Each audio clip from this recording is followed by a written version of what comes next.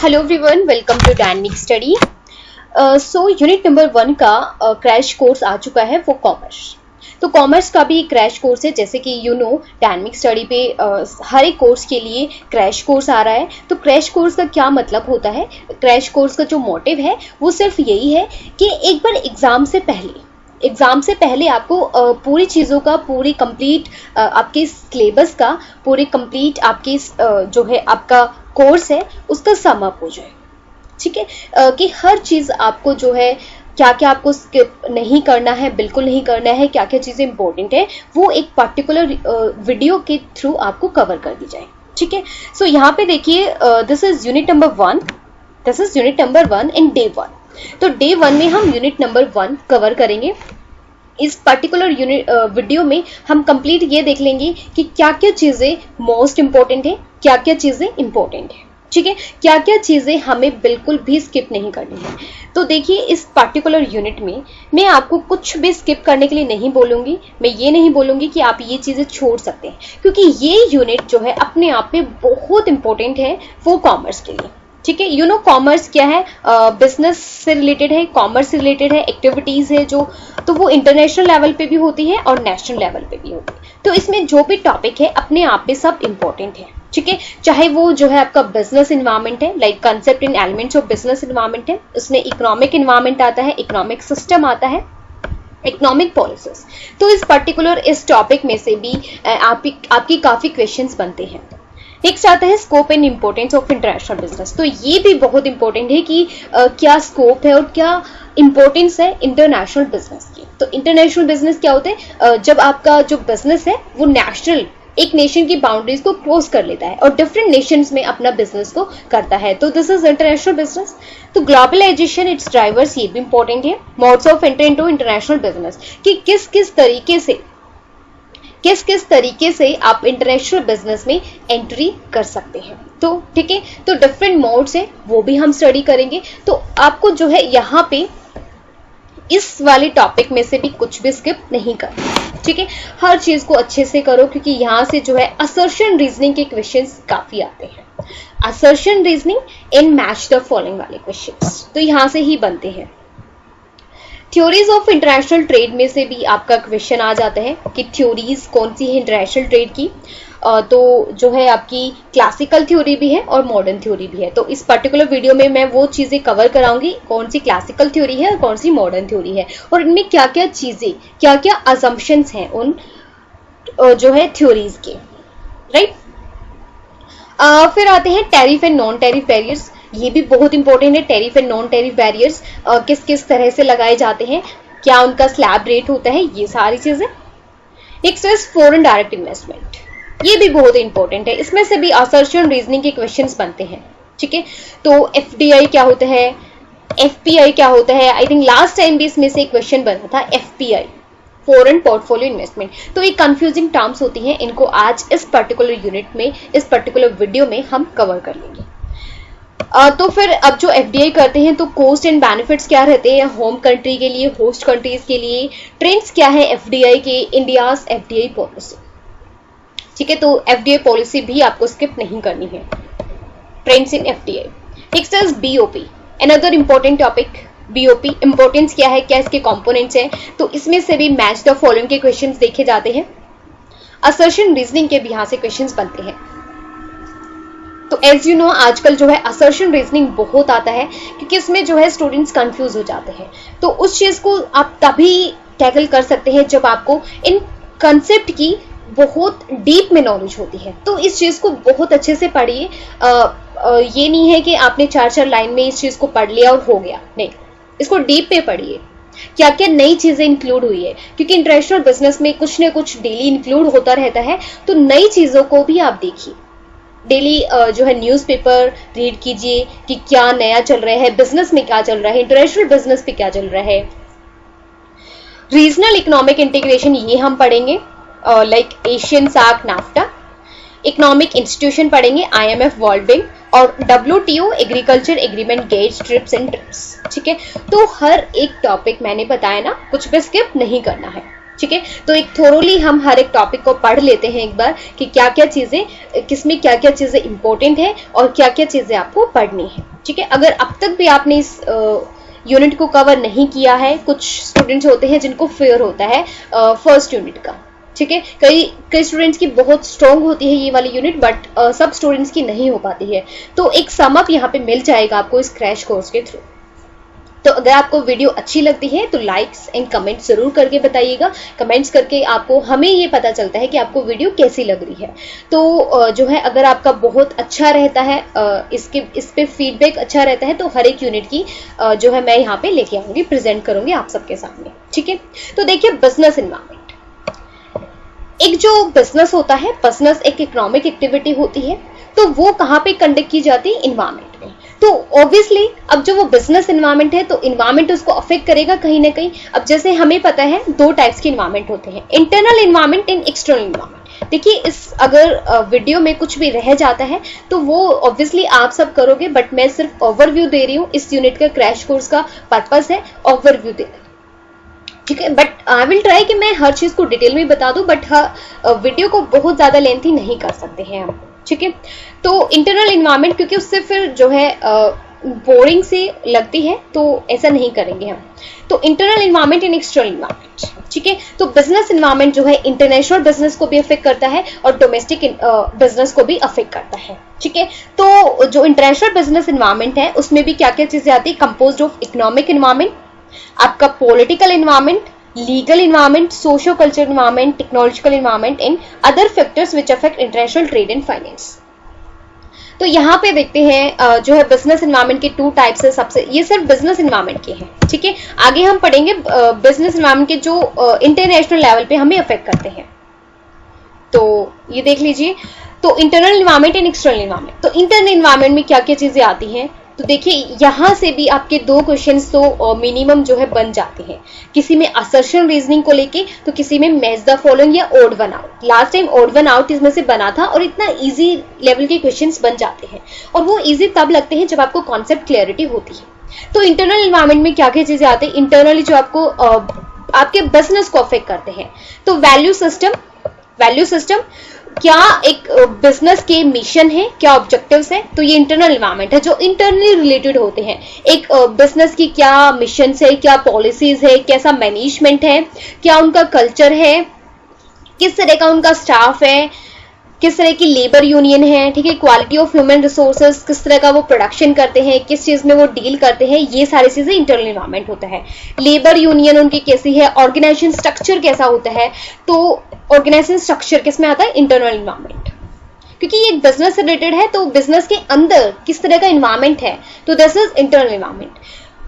तो next is physical resources and technological capabilities. Physical resources वही human resource उनका कैसा है, टेक्नोलॉजिकल कैपेबिलिटीज, क्या उनकी कैपेबिलिटीज है, किस तरह की वो टेक्नोलॉजी यूज कर रहे हैं, क्या वो ट्रेडिशनल टेक्नोलॉजी यूज कर रहे हैं या मॉडर्न टेक्नोलॉजी यूज कर रहे हैं। ठीक है, ऑब्वियसली अगर वो टेक्नोलॉजी यूज कर रहे हैं, ठीक है, तो वो उसके बिजनेस को बहुत अफेक्ट करता है, क्योंकि टेक्नोलॉजी जो है वो rapidly day by day grow कर रही है, कुछ ना कुछ डेली नया आता है। तो टेक्नोलॉजी बहुत हद तक एक बिजनेस को अफेक्ट करती है।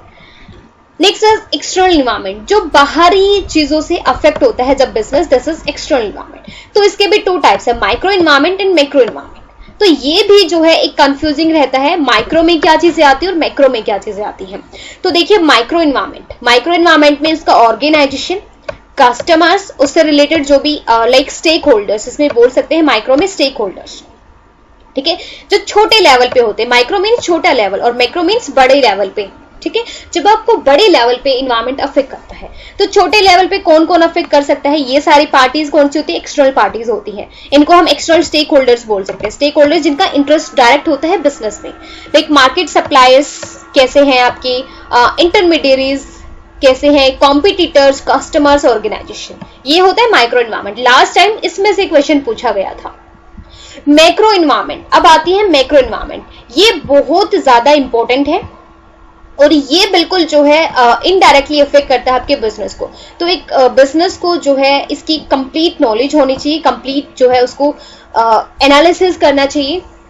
Economic, political, legal, technological, global environment, socio culture environment and demographic environment. ठीक है, देखते हैं कि मैक्रो इन्वायरमेंट में क्या क्या पर्टिकुलर चीजें आती हैं। तो इकोनॉमिक इन्वायरमेंट जो इकोनॉमिक से रिलेटेड है, जिसमें कि इंक्लूड्स होता है इंटरेस्ट रेट क्या चल रहा है, इन्फ्लेशन रेट्स क्या है, changes in disposable income of people, ये सारी चीजें आपकी इकोनॉमिक इन्वायरमेंट में होती है। और क्या क्या चीजें आपकी इन्वायरमेंट में हो सकती है, क्या क्या इकोनॉमिक पॉलिसीज हैं, economic system, phases of business cycle, foreign investment. अगर हम इंटरनेशनल इकोनॉमिक इन्वायरमेंट की बात करते हैं तो आपका इसमें आ जाता है इंटरनेशनल ट्रेड एग्रीमेंट्स कैसे हैं आपके फॉरेन कंट्रीज के साथ, फॉरेन इन्वेस्टमेंट कैसा है, इंटरनेशनल ऑर्गेनाइजेशन। अब इंटरनेशनल ऑर्गेनाइजेशन कौन से हैं, IMF, वर्ल्ड बैंक, WTO, ये सारी चीजें। अब सोशल इन्वायरमेंट कैसे इंटरनेशनल बिजनेस को अफेक्ट करता है, तो सोशल इन्वायरमेंट में क्या क्या चीजें आ जाती हैं आपकी, it include social forces like customers, traditions, customer, आपके ट्रेडिशंस, क्या उनकी वैल्यूज है, क्या बिहेवियर है, क्या उनका जो है फैमिली सिस्टम है, ये सारी चीजें आती हैं। Trends, values, societies expectation, business से क्या एक्सपेक्ट करती है सोसाइटी, तो ये सोशल इन्वायरमेंट। अगर आप एक बिजनेस है, अगर वो सोसाइटी के अगेंस्ट कुछ काम करता है तो क्या वो बिजनेस चल पाएगा लॉन्ग रन में? नहीं, बिल्कुल भी नहीं, क्योंकि तो आपको जो है इन्वायरमेंट इस तरह का रखना है कि क्या लोगों की, वहां पे रहने वाले लोगों की वैल्यूज है, क्या उनका बिलीफ सिस्टम है, क्या उनका कल्चर है।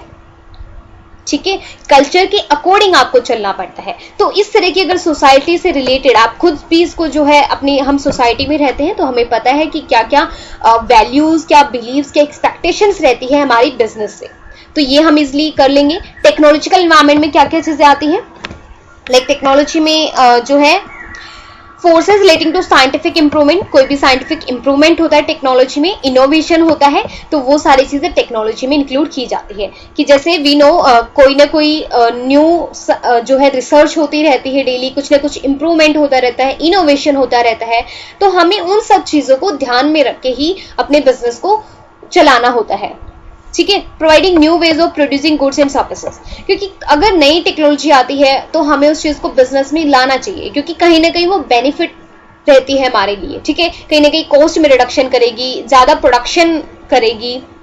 And techniques of operating business, political environment जो है, जिसमें कि पॉलिटिकल इन्वायरमेंट आपको ये देखना पड़ता है, अगर आप इंटरनेशनल बिजनेस में कर रहे तो डोमेस्टिक इन्वायरमेंट आपको देखना पड़ता है कि डोमेस्टिक पॉलिटिकल इन्वायरमेंट कैसा है, डोमेस्टिक कंट्री का पॉलिटिकल इन्वायरमेंट कैसा है, फिर फॉरेन कंट्री का पॉलिटिकल इन्वायरमेंट कैसा है, स्टेबिलिटी है नहीं है, पीस है दो कंट्रीज में। अगर आप इंटरनेशनल बिजनेस कर रहे हैं तो क्या दोनों कंट्रीज, क्या आप ऐसी कंट्री तो चूज नहीं कर रहे हो जिसमें वॉर चलता रहता है कंट्रीज का आपस में, तो वो कंट्री तो बेनिफिट नहीं देगी आपको, वो प्रपोजल तो नहीं देगा।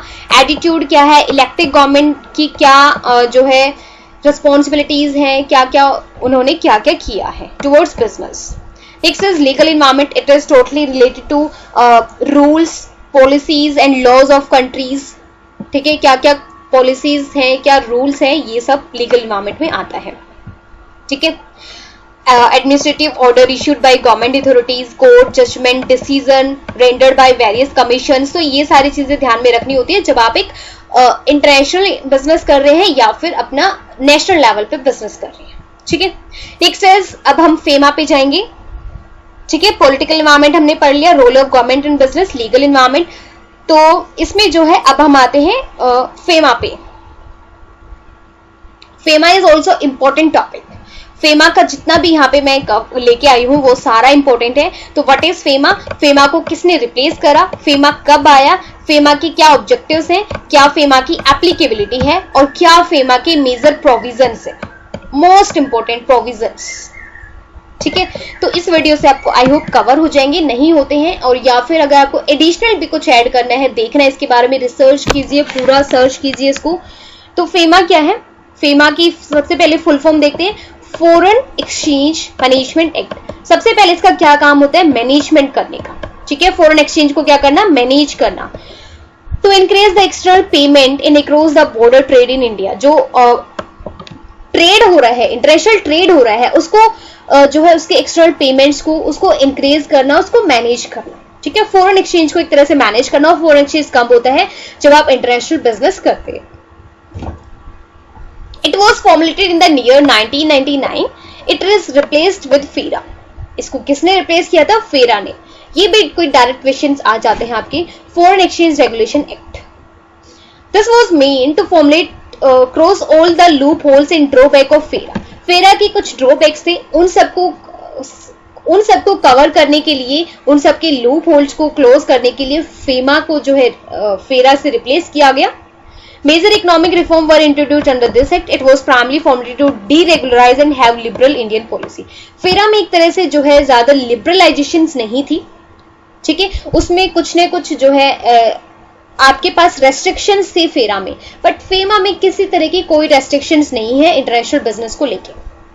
तो ऑब्जेक्टिव्स क्या है, facilitate external trade and payments in India, mean to help orderly development and maintenance of foreign exchange market. तो ये क्या करेगा, डेवलपमेंट करेगा, मेंटेनेंस करेगा। सबसे पहले क्या है, मैंने बताया था मैनेज करता है, तो ये मेंटेन करेगा और डेवलप करेगा फॉरेन एक्सचेंज मार्केट को, ठीक है। तो फॉरेन एक्सचेंज मार्केट को कब डेवलप कर सकते हैं, जब आप ज्यादा से ज्यादा जो है फॉरेन जो है आप इंटरनेशनल बिजनेस में पार्टिसिपेट करते हैं। Procedures, it defines the procedures, formalities dealing of all foreign exchange transactions in India, mainly classified under two categories. इसमें करंट अकाउंट ट्रांजेक्शन्स और कैपिटल अकाउंट ट्रांजेक्शन्स आती हैं, ठीक है। तो FEMA is applicable to all parts of India. FEMA जो है हर एक इंडिया के हर एक स्टेट में एप्लीकेबल है। Utilise foreign exchange resources in efficient manner, equally applicable to the offices and agencies which are located outside India, ठीक है। Important है कि जो ऑफिसेज, कुछ एजेंसीज आउटसाइड इंडिया है, वो भी इसमें कवर की जाएगी, उस पे भी फेमा एक्ट एप्लीकेबल होगा।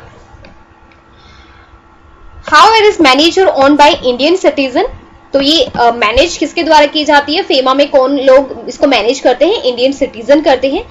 हेड ऑफिस कहाँ है, enforcement director and situated in the heart of city of Delhi, ठीक है, दिल्ली में ये सिचुएटेड है। तो इसका हेड ऑफिस कहाँ पे है, फेमा का दिल्ली में, हेड ऑफिस कहाँ पे है, दिल्ली में, ठीक है। तो ये इंपॉर्टेंट है। एप्लीकेबिलिटी, अब कहाँ कहाँ फेमा एक्ट को क्यों बनाया गया है, कहाँ पे एप्लीकेबल होगा, तो applicable in exports of any, जहां पे आप फॉरेन इंटरनेशनल बिजनेस जहां पे आप करेंगे, आपकी जब बिजनेस की बाउंड्रीज जब क्रॉस हो जाएगी तो वहां पे ये एप्लीकेबल होगा। फॉरेन एक्सचेंज, जहां पे फॉरेन एक्सचेंज का जो है इंपोर्ट एक्सपोर्ट होगा, फॉरेन एक्सचेंज आ रहा है जा रहा है, तो उस चीज में फेमा एक्ट एप्लीकेबल होगा, उसके रूल्स एप्लीकेबल होंगे।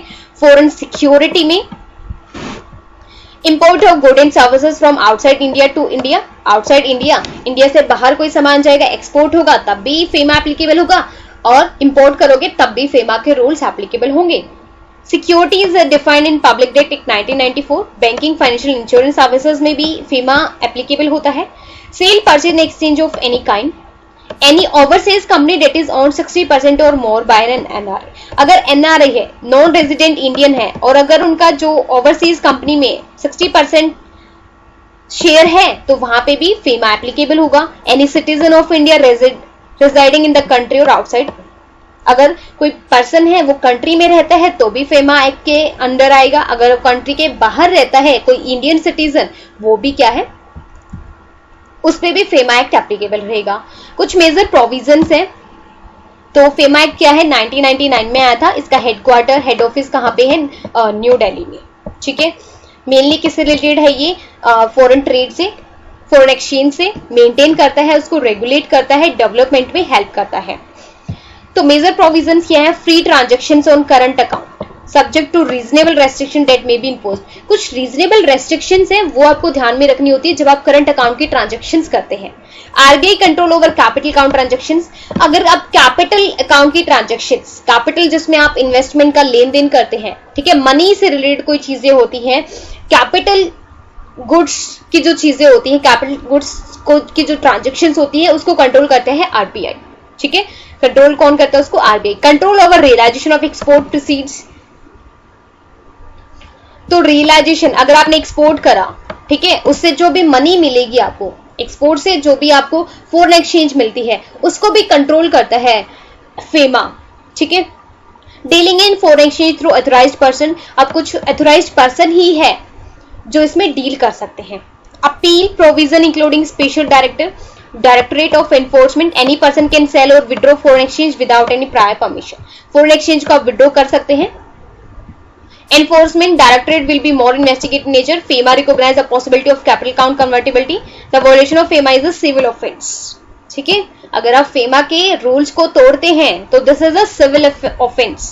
FEMA is more concerned with the management rather than regulation. ठीक है, ये सिर्फ और सिर्फ किस पे बेस है? मैनेजमेंट पे। इसमें कोई कंट्रोल, कोई रेगुलेशन नहीं है, मतलब कोई रेस्ट्रिक्शंस की कोई बात नहीं है, वो फेरा में थी। Regulatory mechanism that enables RBI and central government to pass regulation and rules relating to foreign exchange in tune with the foreign trade policy of India. तो इसको कौन रेगुलेट करता है? RBI and central government.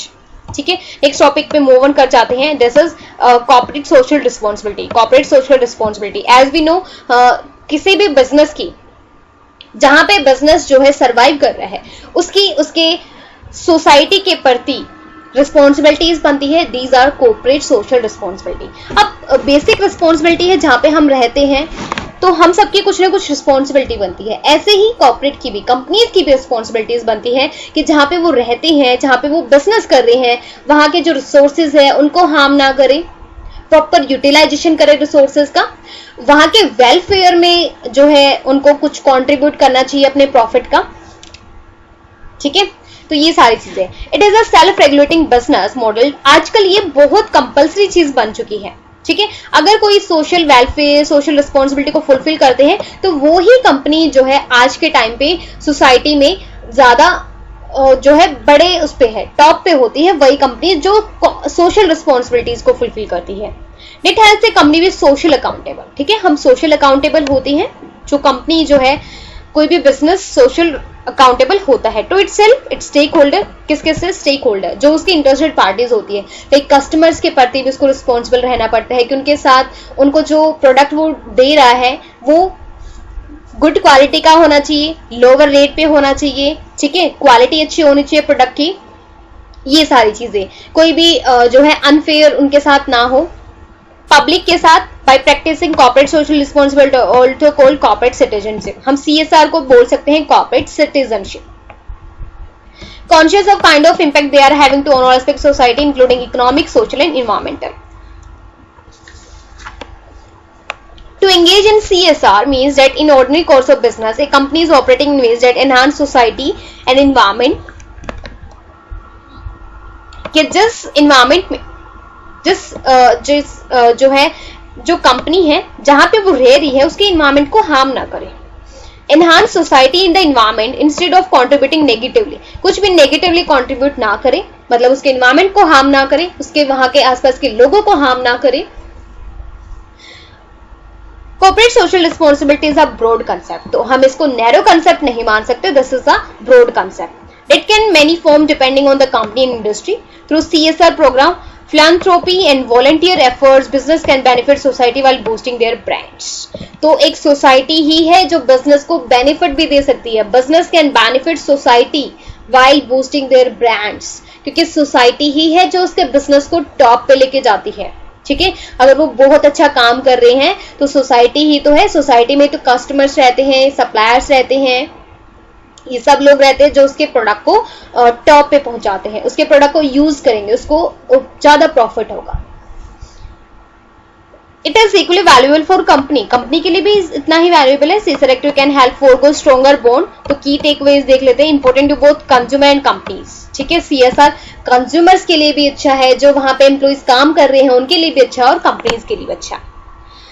Starbucks is a leader जो corporate social responsibility fulfil करती है।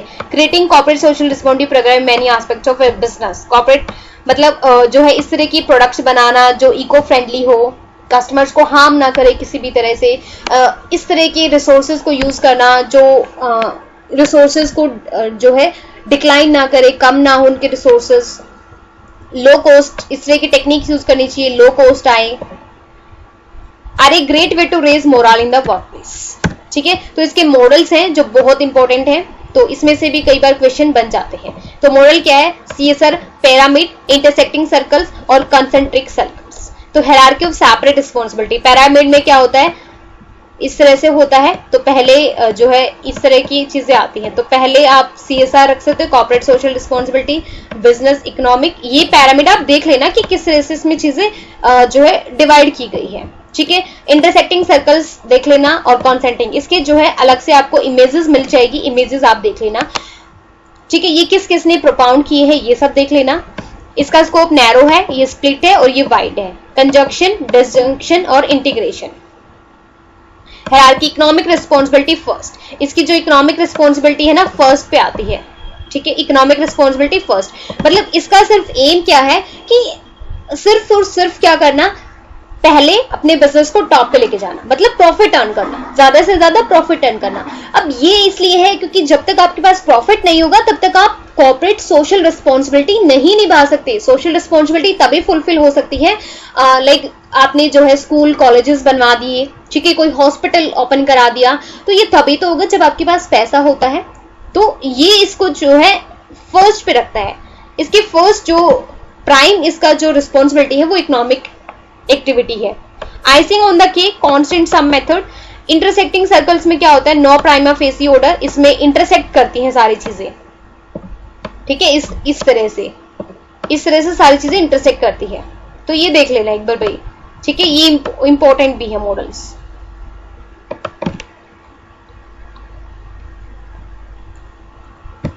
तो you can take screenshot of this. So अब हम आते हैं फॉरेन एक्सचेंज पे कि इंपॉर्टेंस क्या है इंटरनेशनल बिजनेस की, इंटरनेशनल बिजनेस के क्या स्कोप है और क्या उसकी इंपॉर्टेंस है। तो देखिए अर्न फॉरेन एक्सचेंज अर्न करने के लिए हम क्या करते हैं, इंटरनेशनल बिजनेस करते हैं। ऑप्टिमम यूटिलाइजेशन ऑफ रिसोर्सेज, अपने रिसोर्सेज का ऑप्टिमम यूटिलाइजेशन करने के लिए हम जो है इंपोर्ट एक्सपोर्ट करते हैं।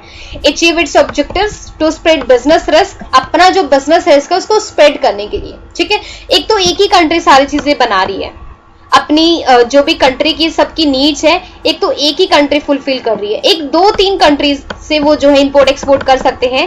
तो डेट्स मीन उससे क्या होता है, जो बिजनेस रिस्क होता है वो स्प्रेड हो जाता है, ठीक है। This is importance. Improve organisation efficiency to get benefits from government से भी जो है सब्सिडीज मिलती है, ग्रांट्स मिलती है। Expand and diversify, increase competitive capacity, ठीक है, कैपेसिटी को जो है इंक्रीज कर सकता है, ठीक है। तो ये सारी इंपॉर्टेंस है आपके इंटरनेशनल बिजनेस की, आप इनको डिटेल में भी स्टडी कर सकते हैं।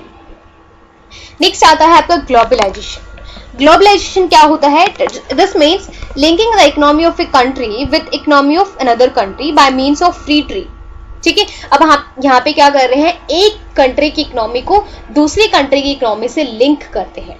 कैसे लिंक करते हैं, आप क्या कर रहे हैं, आप कर रहे हैं फ्री ट्रेड कर रहे हैं, कोई इसमें रेस्ट्रिक्शंस नहीं होती है, ठीक है। Free trade, free mobility of capital and labour, technology, know how, इन सब का जो है फ्री ट्रेड कर रहे हैं, एक्सचेंज कर रहे हैं, ठीक है। जिस कंट्री के पास जो चीज अबेंडेंस में है, ज्यादा में है, वो उसको जो है एक्सपोर्ट कर सकता है। तो this is globalisation. Economic interconnectedness of country, तो यहाँ पे जो है सब कंट्रीज एक दूसरे पे क्या हो जाते हैं, डिपेंडेंट होते हैं, तो ये इंटरडिपेंडेंस होती है। लाइक लेबर, कैपिटल, आप इनका एक्सचेंज कर सकते हैं, technological know how and exchange of products, ठीक है। These are the two definitions according to WHO and according to committee for development policy. एक बार देख लीजिए इसको।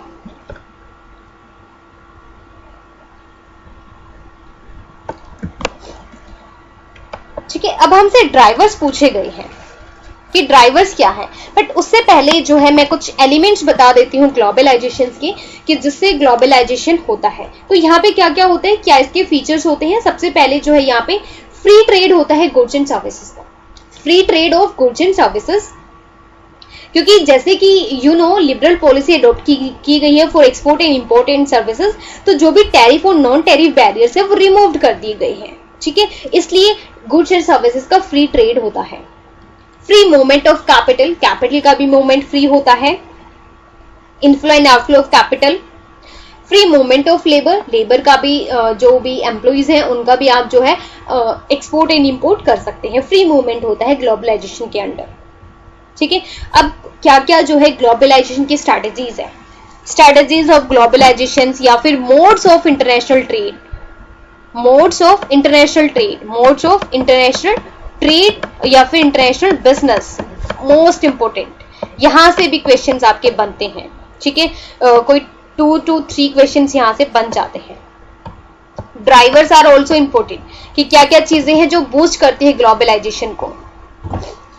तो सबसे पहले आप स्ट्रैटेजीज या फिर मोड ऑफ ग्लोबलाइजेशन या फिर मोड ऑफ इंटरनेशनल बिजनेस, इसमें क्या क्या चीजें आती हैं वो मैं आपको बता देती हूँ।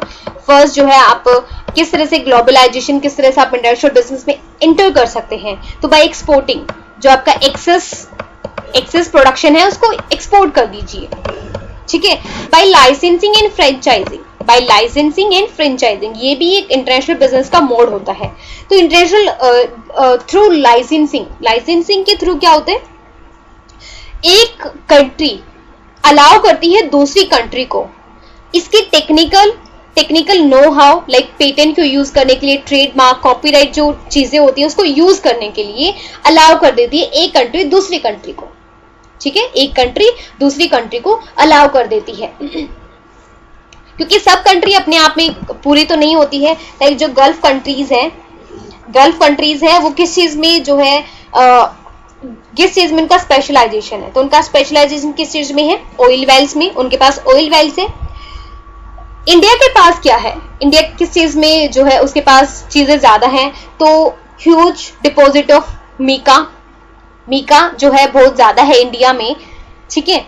तो अब इंडिया क्या कर सकती है, इस चीज को एक्सपोर्ट कर सकती है। जिस कंट्री में ये चीज नहीं है हम उसको एक्सपोर्ट कर ले, जो चीज हमारे पास कम है वो हम उसको इंपोर्ट कर सकते हैं। लाइक ऑयल वेल्स, ऑयल का हम क्या करते हैं, पेट्रोल का, इन सब का क्या करते हैं, हम इंपोर्ट करते हैं। लाइक मैग्नीज रशिया में ज्यादा है, हम वहां से एक्सपोर्ट कर सकते हैं और अपना वहां से हम इंपोर्ट कर सकते हैं, और हम जो है जो भी हमारा मीका है, जिस चीज में हमारी अमेंडमेंट्स है वो हम वहां पे पहुंचा सकते हैं। तो ये होते हैं आपका determinants of international trade. Like great potential है फिश प्रोडक्शन की कोस्टल कंट्रीज में, लाइक जापान, बांग्लादेश। तो कुछ चीजें हैं जो नेचुरल एंडोमेंट होती है किसी कंट्री के पास, तो एक्सपोर्ट कर सकते हैं। लाइसेंसिंग एंड फ्रेंचाइजिंग, किसी के पास जो है कोई टेक्निकल नो हाउ है तो हम उसको जो है दूसरी कंट्री को यूज करने के लिए देते हैं फ्रेंचाइजिंग में, सॉरी लाइसेंसिंग में, उसको लाइसेंस दे देते हैं। फ्रेंचाइजिंग क्या होता है, एक बिजनेस यूनिट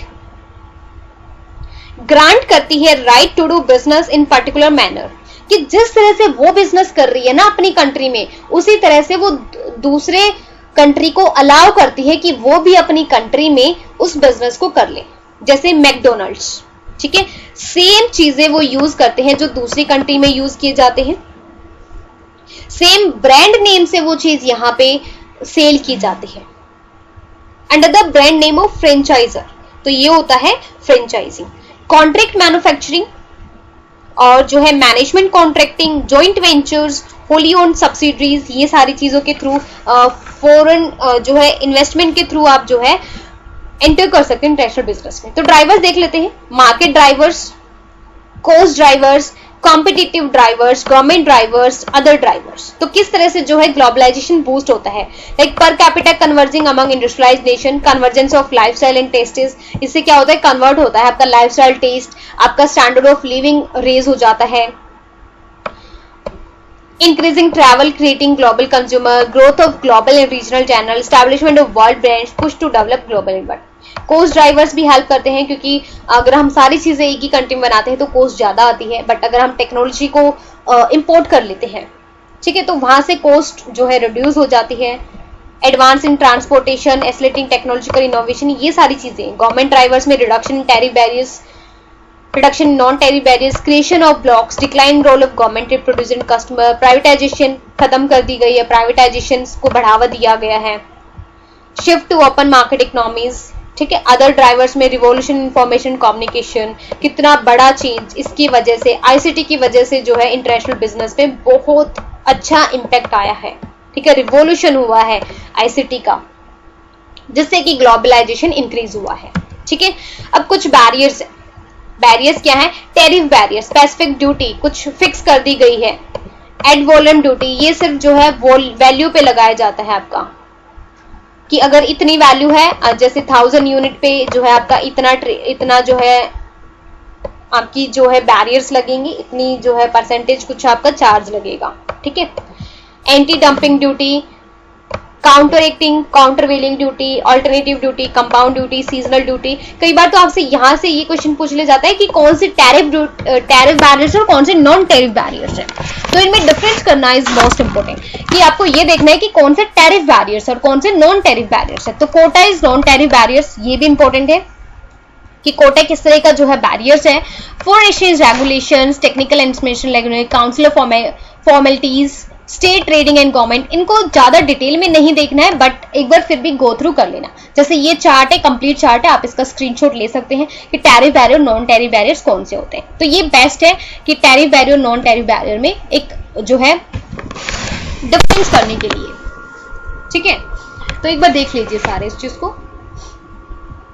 ट्रांजिट ड्यूटी भी क्या है, टैरिफ बैरियर है। Seasonal duty tariff barrier, compound duty, alternative duty, single column में मल्टी कॉलम ड्यूटी।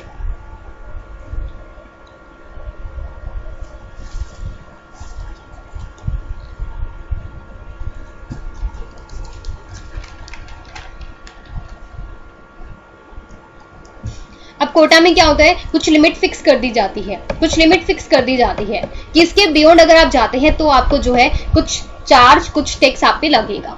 ठीक है, अब नेक्स्ट आते हैं फॉरेन इन्वेस्टमेंट पे। नेक्स्ट है foreign investment.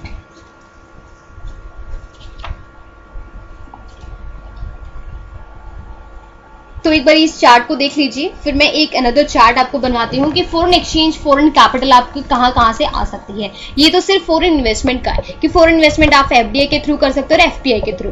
Foreign direct investment क्या क्या होते हैं, जो है फॉरेन डायरेक्ट इन्वेस्टमेंट, आप डायरेक्ट इन्वेस्टमेंट कर लेते हैं। एक अनदर चार्ट यहाँ पे बनाती हूँ, लाइक फॉरेन कैपिटल, कि फॉरेन कैपिटल के और कौन कौन से वेज है जहां से फॉरेन कैपिटल आपको मिल जाती है। ठीक है, तो यहां से भी क्वेश्चन जो है बनते हैं आपके एग्जाम में। तो फॉरेन कैपिटल के जो है 3 तरीके होते हैं, 3 वेज होते हैं। तो first is foreign add, foreign add, AID। ठीक है, इसमें क्या क्या चीजें आती हैं, लाइक ग्रांट्स, साथ के साथ समझा रही हूं मैं आपको। ठीक है, ग्रांट्स क्या होती है, received in the form of grant, इसमें की जो है आपको ग्रांट मिल गई। It involves no repayment obligation on the part of recipient nations. अब जो है किसी ने जो है ऐसे ही ग्रांट, मतलब कोई भी चीज लाइक डिजास्टर आ गई थी, ठीक है, कोई फ्लड आ गया था, तो उस टाइम पे किसी नेशन ने कंट्रीब्यूट कर दिया यहाँ पे, तो इससे भी हमें फॉरेन एक्सचेंज मिलती है।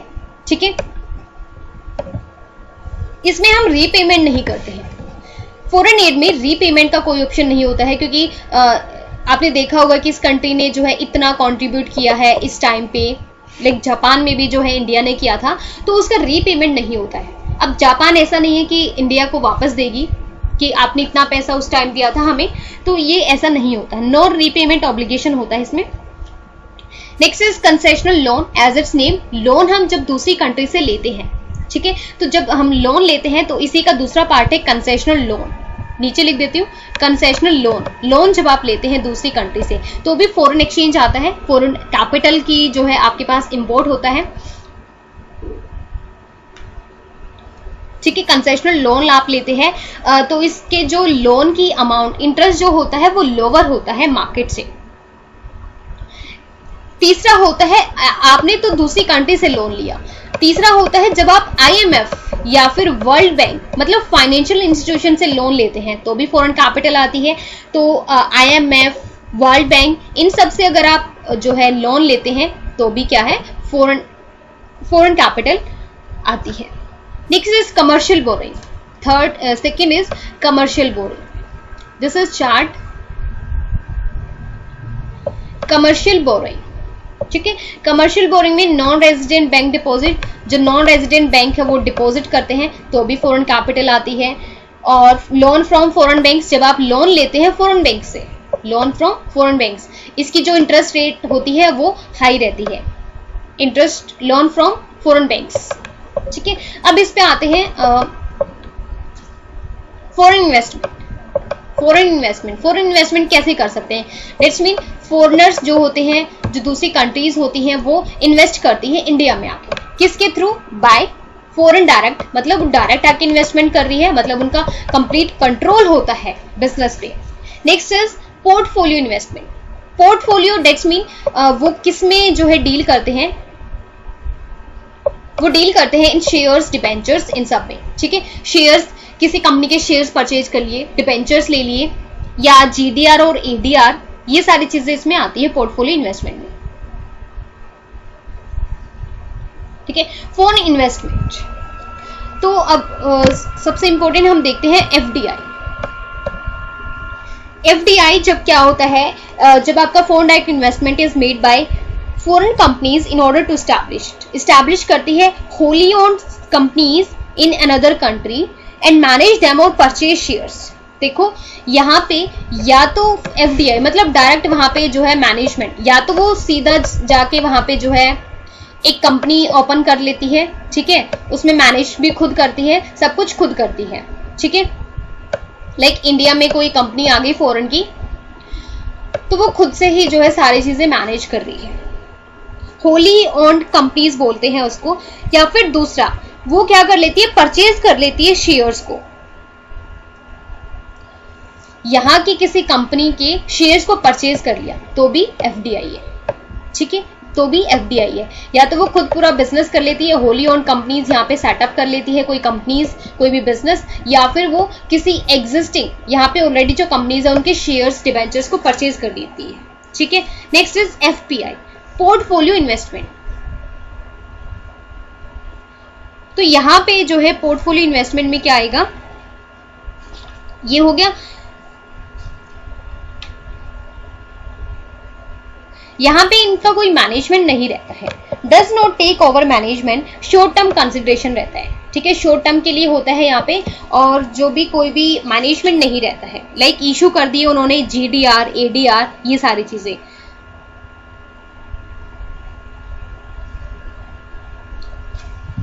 तो फॉरेन कैपिटल के जो है ये सोर्सेस होते हैं, foreign add, commercial banks and foreign investment. तो फॉरेन इन्वेस्टमेंट में एफडीआई आता है, जहां पे जो है होली ओन्ड कंपनी या फिर शेयर्स के थ्रू आप जो है एंटर करते हैं। पोर्टफोलियो मतलब यहाँ पे जीडीआर और एडीआर में डील करते हैं। मैनेजमेंट और कंट्रोल जो है डोमेस्टिक कंपनी का ही रहता है।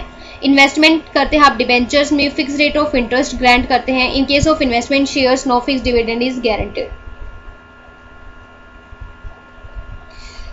इस पोर्टफोलियो इन्वेस्टमेंट में आप क्या करते हैं, पोर्टफोलियो इन्वेस्टमेंट में जो है रेजिंग फॉरेन कैपिटल, आप फॉरेन कैपिटल को रेज करते हैं bye domestic company from foreign capital market issue, like GDR और एडीआर इशू करके। ठीक है, मेन चीजेस इसमें पोर्टफोलियो में क्या आता है, जीडीआर और एडीआर आप इशू करते हैं, जीडीआर और एडीआर इशू करते हैं। ठीक है, फॉरेन कैपिटल को रेज करने के लिए, और इसमें सिर्फ और सिर्फ क्या आते हैं, शेयर्स, डिबेंचर्स और आपकी होली ओन्ड कंपनीज। अब आता है theories of international trade. International trade के थ्योरीज, यहां से भी क्वेश्चन बनते हैं, डायरेक्ट क्वेश्चन भी आ जाते हैं। तो यहाँ पे जो है दो थ्योरी है, क्लासिकल थ्योरी और मॉडर्न थ्योरी। क्लासिकल थ्योरी में दो टाइप्स है, थ्योरी ऑफ कंपैरेटिव कॉस्ट और theory of absolute advantage theory. Absolute advantage theory, तो theory of comparative cost, comparative cost किसने दी है, डेविड रिकार्डो एंड टोरेंस्टाइन। ठीक है, इस थ्योरी का क्या पर्पस था, इस थ्योरी के according every country should specialise in production. ठीक है, हर एक कंट्री जो है एक्सपोर्ट प्रोडक्शन में एक्सपर्ट तो होती है, स्पेशलाइज तो होती है, बट उसको क्या करना चाहिए, एक्सपोर्ट इन विच ग्रेटर कंपैरेटिव एडवांटेज, जिसमें उसको ज्यादा एडवांटेज मिलता है उस चीज को एक्सपोर्ट कर दे, जिस चीज को वो अच्छे से बना सकती है उसको एक्सपोर्ट कर दे। इंपोर्ट कर ली वो सारी, इंपोर्ट करनी चाहिए उसको वो सारी चीजें जिसमें कंपैरेटिव डिसएडवांटेज है, कंपैरेटिव डिसएडवांटेज है। ठीक है, लेकिन यहाँ पे अगर जो है कोई ऐसी चीज जो इंडिया जो है बहुत अच्छे से बना सकती है, कंपैरेटिव उसको एडवांटेज होता है, लाइक वो वीट ग्रो कर सकती है। ठीक है, उसके पास सारी चीजें अवेलेबल है, तो वो वीट को एक्सपोर्ट कर दे। बट अगर इंडिया राइस नहीं ग्रो कर पाता है क्योंकि उसको जो है उतनी सारी चीजें, फैसिलिटीज अवेलेबल नहीं है, या यहाँ पे इस तरह का क्लाइमेट नहीं है राइस के लिए, तो वो राइस को क्या कर सकती है, इंपोर्ट कर सकती है। तो ये थ्योरी ऑफ कंपैरेटिव कॉस्ट में बताया गया है कि जिसमें कॉस्ट का बेनिफिट उसको मिलता है जिसमें कोस्ट का बेनिफिट मिलता है वो सारी चीजें एक्सपोर्ट कर देनी चाहिए, जिसमें कोस्ट का बेनिफिट नहीं मिलता उसको इंपोर्ट कर ले। Absolute advantage theory by Adam Smith, जैसे इसको इसके जो है प्रोपाउंडर को याद कर सकते हैं, ए से एब्सोल्यूट, ए से अदाम स्मिथ। ठीक है, तो डिफरेंस इन एब्सोल्यूट कॉस्ट, ये इसने बताया गया है एब्सोल्यूट कॉस्ट में डिफरेंस होना चाहिए। जो थ्योरी ऑफ कंपेरेटिव कॉस्ट है, इसके अजम्पशंस हैं ओनली 2 कंट्रीज की, 2 ही कंट्रीज होती हैं और 2 ही गुड्स होती हैं। Labour is only factor of production, factor of production सिर्फ लेबर को ये अज्यूम करती है। No cost of transportation and perfect competition. अब नेक्स्ट आती है मॉडर्न थ्योरी। मॉडर्न थ्योरी भी इंपॉर्टेंट है। ठीक है, इसको factor proportion theory, factor proportion theory या फिर हिक्सचर-ओलिन थ्योरी भी बोला जाता है। इसको आप क्या बोल सकते हैं? Factor proportion theory, factor proportion theory propounded by Heckscher in 1999 में इसको जो है प्रोपाउंड किया गया था। इसमें क्या इसने रिवील किया है? According to this theory, factor endowment among different countries of world, तो some countries have labour intensive, some are capital. तो अगर एक इंडिया, अगर वो लेबर इंटेंसिव कैपिटल उसके पास ज्यादा है, अगर लेबर इंटेंसिव जो टेक्निक है, लेबर इंटेंसिव टेक्निक अगर उसके पास बहुत अच्छी है, तो वो ऐसी गुड्स ही बनाए जिसमें उसको बेनिफिट, जिसमें लेबर का ज्यादा यूज हो। ऐसी चीजें वो इंपोर्ट कर ले जिसमें जो कैपिटल इंटेंसिव गुड्स होती है, कैपिटल इंटेंसिव गुड्स को इंपोर्ट कर सकता है और एक्सपोर्ट कर सकता है लेबर इंटेंसिव गुड्स को। ठीक है, मॉडर्न थ्योरी में सिर्फ यही बोला गया है। इसका अजम्पशन है 2x2 model. That's mean 2x2 model का क्या मतलब है? 2 countries, 2 commodities and 2 factor. 2 factor कौन कौन से? लेबर और कैपिटल को भी इसने इंक्लूड करा है। इसमें परफेक्ट कंपटीशन माना जाता है, नो कोई रेस्ट्रिक्शंस नहीं होती, no restriction, no transportation cost. ठीक है, अब बैलेंस ऑफ पेमेंट आ जाता है। बैलेंस ऑफ पेमेंट क्या होता है? एक होता है बैलेंस ऑफ ट्रेड, एक ट्रेड होता है बैलेंस ऑफ ट्रेड। ये भी कंफ्यूजिंग टर्म होती है और यहां से भी क्वेश्चन आपका बनता है। ये भी कंफ्यूजिंग टर्म है और क्वेश्चन यहां से बनता है। तो balance of trade, that's mean difference between trade is equal to difference between value of total import and export of visible physical goods। visible वो गुड्स जो हमें विजिबल है और जो फिजिकल गुड्स है उन्हीं का इंपोर्ट और एक्सपोर्ट यहाँ पे जो है इंक्लूड किया जाता है। तो trade means is equal to visible import minus visible export. And what is balance of payment? BOP क्या है? विजिबल, इसमें वो सारी चीजें आती है, विजिबल भी आती है, इनविजिबल भी आती है, कैपिटल गुड्स भी आती है, transfer R taken into farms. ठीक है, विजिबल भी, इनविजिबल मतलब टोटल ट्रांजैक्शंस जो कंट्रीज के बीच में हुई है, ऑल ट्रांजैक्शंस बीओपी में आती है, बैलेंस ऑफ पेमेंट। ठीक है, अब करंट अकाउंट में क्या क्या चीजें आती है? करंट अकाउंट में जो है आपकी विजिबल गुड्स भी आती है, इनविजिबल भी आती है। ठीक है, तो करंट अकाउंट निकालें कैसे? आपका जो है एक्सपोर्ट में से इंपोर्ट माइनस करते हैं। तो करंट अकाउंट में आप जो है विजिबल और इनविजिबल एक्सपोर्ट और विजिबल और इनविजिबल इंपोर्ट का ट्रांजैक्शन देखते हैं। Like trade in goods, factor trade in services, non factor trade in services, private transfer payments, official transfer payments. ठीक है, जैसे गिफ्ट, रेमिटेंस, ग्रांट्स, ये सारी चीजें। कैपिटल अकाउंट में क्या क्या चीजें आती है? Capital account only includes foreign investment. Capital account में foreign investment and external loans, foreign debts, payments and receipts of receipts, ये सारी चीजें आती है। ठीक है, like foreign investment, external assistance, commercial borrowing, IMF, NR deposit, rupee debt services and other flows. Right, तो ये बैलेंस ऑफ पेमेंट था। अब नेक्स्ट आते हैं regional economic integration. Regional economic integration में क्या होता है? Free trade area, custom union, common market होती है। This type is created when countries enter in economic agreement to remove barriers. ये तब बनाई गई थी जब इकोनॉमिक एग्रीमेंट हुआ था to remove barriers and trade to adopt common economic policies. Example is European Union. ठीक है, इसके प्रोज एंड कॉन्स है, ये पढ़ लीजिएगा। ट्रेड क्रिएशन करते हैं इसमें, employment opportunities, consensus and corporations. ठीक है, एक बार देख लीजिए। अब जो ये आपके IMF है, वर्ल्ड बैंक है, मतलब इंटरनेशनल इंस्टीट्यूशंस है, ये भी बहुत इंपॉर्टेंट है। लाइक सार्क, ऑब्जेक्टिव है नाफ्टा है, ऑब्जेक्टिव ऑफ नाफ्टा। तो सार्क क्या है? South Asian association for regional cooperation, establish हुआ था दिसंबर 8, 1985। तो सार्क कब आया था? दिसंबर 8, 1985। Date is most important.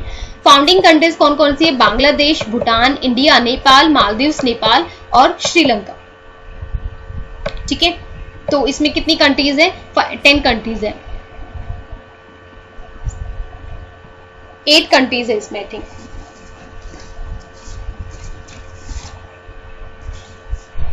ठीक है, SAARC.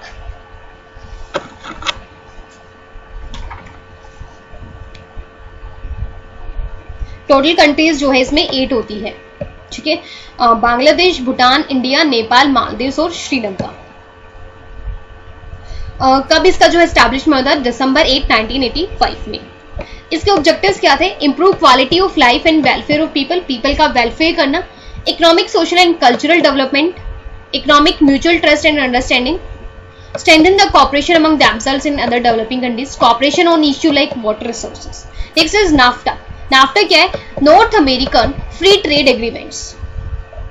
NAFTA North American Free Trade Agreement. इसमें 3 ही कंट्रीज थी, इसमें 3 कंट्रीज थी, Canada, United States and Mexico.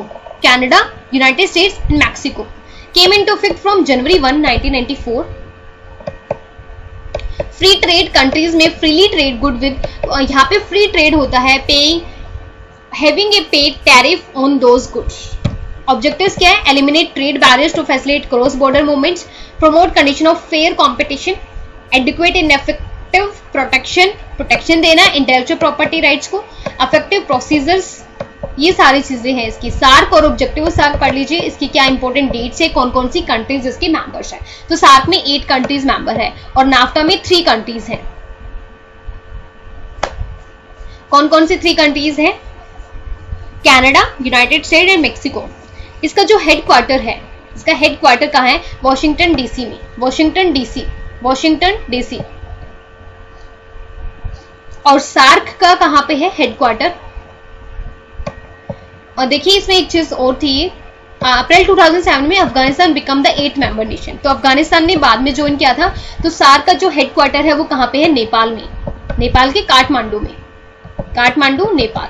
ठीक है, नेक्स्ट आईएमएफ का जो हेडक्वार्टर है वो वॉशिंगटन डीसी में है। नंबर ऑफ मेंबर्स, सिर्फ इसमें इंपॉर्टेंट चीजें बताई जा रही है। 189 कंट्रीज हैं। ब्रिटेन वुड कॉन्फ्रेंस से ये बना था, ब्रिटेन वुड कॉन्फ्रेंस से बना था। फाउंडिंग कब हुई थी? 1 मार्च 1947। तो दोनों क्वेश्चन आ सकते हैं। फाउंडिंग बिगिन कब हुई थी, प्लस फाउंडेड ऑन 27 दिसंबर 1945 कि कब फाउंड किया गया था और कब से जो है स्टार्ट हुई थी इसकी जो है बिगनिंग, इसका वर्क कब से स्टार्ट होता है? 1 मार्च 1947 से स्टार्ट हुआ था, बट इसकी फाउंडिंग कब हुई थी? 27 दिसंबर 1945। राइट। ऑब्जेक्टिव क्या थे? Helping increasing employment and real income of people. सबसे इसका मेन जो मोटिव था वो यही था कि जो बीओपी बैलेंस ऑफ पेमेंट का जो डेफिशिएट है, उसको मीट करने के लिए, funds to meet the deficient balance of payment में अगर आपने जो है आपके इंपोर्ट ज्यादा है, एक्सपोर्ट कम है, तो उससे डेफिशिएंट बैलेंस आता है। तो उसको इंप्रूव करने के लिए फंड प्रोवाइड करता है आईएमएफ। तो ये सबसे इंपॉर्टेंट इसका बेसिक पॉइंट है। तो helping increasing employment to real income of people, solving international monetary problems को हेल्प करता है, maintain stability international exchange rates, strengthening the economic integrity of nation, providing funds to member nation when required, monitoring the financial. तो कितने members है? 189 countries इसके members है। Assisting low developed countries in effective managing their economies, ये सारी चीजें इसकी help है। अब अंगट्रेड को देख लीजिए, United Nation conference on trade and development, इसका एस्टैब्लिश कब हुआ था? 1964 में हुआ था। इसकी जो its principal organ of United Nation general assembly, it provides a forum where developing countries can discuss problem related to economic development से रिलेटेड जो भी आपके पास जो भी सजेशंस है वो यहाँ पे डिस्कस किए जाते हैं। हेडक्वार्टर जिनेवा में है, Switzerland. It has 193 member countries. और देखिए डब्ल्यूटीओ का भी जो अब हम आगे डिस्कस करेंगे वो भी जिनेवा में है और स्विट्जरलैंड में। मेन ऑब्जेक्टिव्स क्या है इसका? Eliminating trade barriers, act as constant of developing countries, promoting international trade, formulating principles, negotiating the multilateral agreements. This is WTO, world trade organisation. यहाँ से असर्शन रीजनिंग के भी क्वेश्चंस आते हैं और मैच द फॉलोइंग के भी क्वेश्चंस आते हैं, ठीक है। तो मेन इंपॉर्टेंट डेट्स इसकी क्या है? फॉर्म्ड कब हुआ था? 1995 में, ठीक है। रिप्लेस किसको किया गया था? गेट को।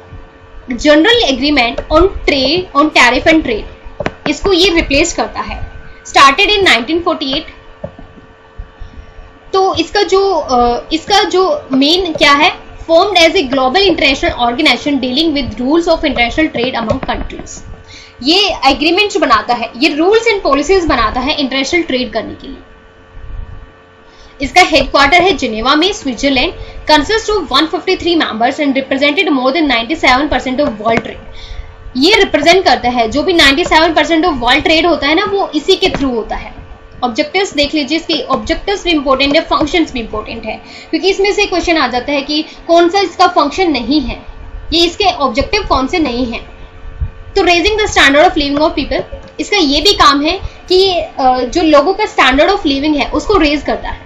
प्रोमोटिंग फुल एम्प्लॉयमेंट को प्रमोट करता है। एक्सपैंडिंग प्रोडक्शन एंड ट्रेड, तो जैसे कि ट्रेड में डील करता है, तो ये जो है इस तरह की पॉलिसीज, इस तरह के रूल्स बनाता है कि जैसे जो भी आपकी डेवलपिंग कंट्रीज है उन सबको हेल्प हो जाए, उनका जो ट्रेड है वो इसमें, मतलब ये कोई भी मिनिमम इसकी टैरिफ बैरियर्स होते हैं, कोई टैरिफ बैरियर्स होते ही नहीं है एक्चुअली, ठीक है। मतलब मिनिमम हो रहते हैं, ऐसे होने चाहिए कि जिससे हर एक कंट्री जो है अपने ट्रेड को इंक्रीज कर सके। Utilising the world's resources optimally, इसका ये भी काम है कि वर्ल्ड के रिसोर्सेज ऑप्टिमली यूज हो। Developing and less develop country have better share of growth in world trade. Introduce करता है sustainable development in which balance growth of trade and environment goes together, ठीक है। फंक्शन देख लीजिए please. Setting the framework set करता है, trade policies बनाता है, ट्रेड पॉलिसीज को रिव्यू करता है, ट्रेड पॉलिसीज को रिव्यू भी करता है। Providing technical cooperation to less develop, जो लेस डेवलप और डेवलपिंग कंट्रीज है उनको क्या प्रोवाइड करता है? टेक्निकल कॉपरेशन, टेक्निकल सुपरविजन उनको प्रोवाइड करता है। Setting a forum for addressing trade related disputes, ये भी मोस्ट इंपॉर्टेंट है कि जो ट्रेड रिलेटेड डिस्प्यूट्स आ जाते हैं, कंट्रीज में डिस्प्यूट्स हो जाते हैं, उसको भी ये सेटल करता है। Reducing barriers to international trade, जो बैरियर्स है वो भी रिड्यूस करता है। तो facilitating the implementation, administration and operation of agreement, setting in negotiation forum for multilateral trade agreement, जो है ये एड्रेस भी करता है, ट्रेड रिलेटेड डिस्प्यूट्स हो जाते हैं तो ये सेटल भी करता है, negotiation forum for multilateral trade agreement. Cooperating with international institution, cooperate करता है IMF के साथ और वर्ल्ड बैंक के साथ for making global economic policies, ठीक है। तो ये देख लीजिए वर्ल्ड ट्रेड ऑर्गेनाइजेशन अपने आप में क्या चीज है, कि इसके ऑब्जेक्टिव्स भी मतलब बिल्कुल एक वाइडर है ये चीज, कि कहीं पे भी कोई रेस्ट्रिक्शंस नहीं है, हर चीज को डील करता है ट्रेड से रिलेटेड को। अब आ जाते हैं वर्ल्ड बैंक पे।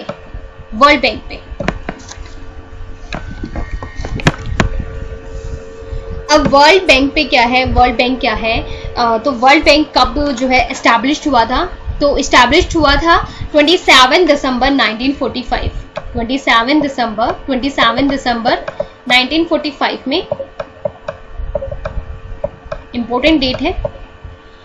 एक इंटरनेशनल फाइनेंशियल इंस्टीट्यूशन है that provides loan and grants to government of poorer countries, जो पुअरर कंट्रीज होती हैं उसको जो है ये हेल्प करता है इंटरनेशनल वर्ल्ड बैंक।